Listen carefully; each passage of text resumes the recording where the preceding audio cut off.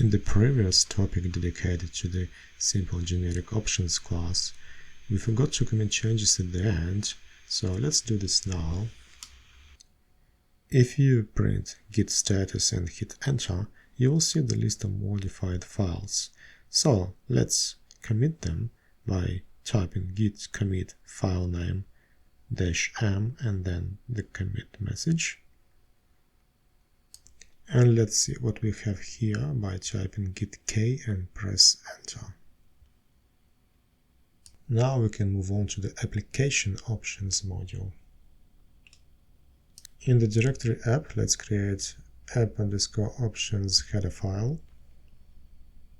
And we should add this header file to the repository, of course.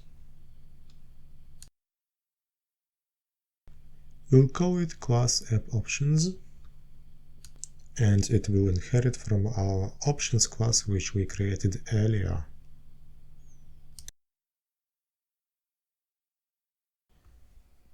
In the constructor, we pass the input parameters down to the base class,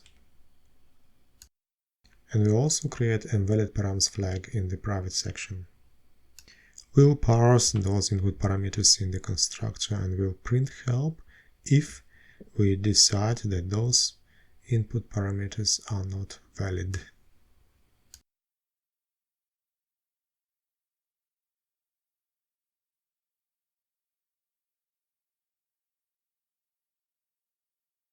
So the print help will simply print the message which will tell the user how to supply input parameters to the application on its start.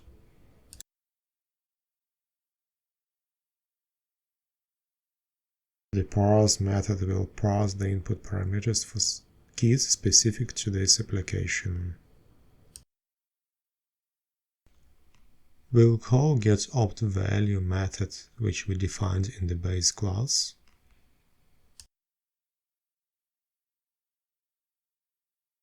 And we'll have the following keys as input parameters: mqr version, mecc type, mqr string, the string we are going to encode with our QR code, and the file name where we are going to save our QR code image.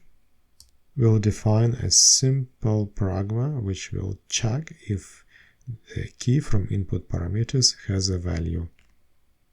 And we return true if every key has a value.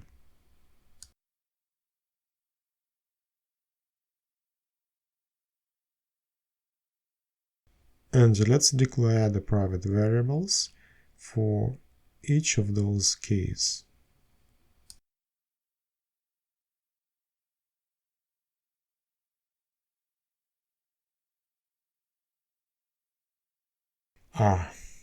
Of course, I should have declared the QR string and file name as the strings instead of unsigned.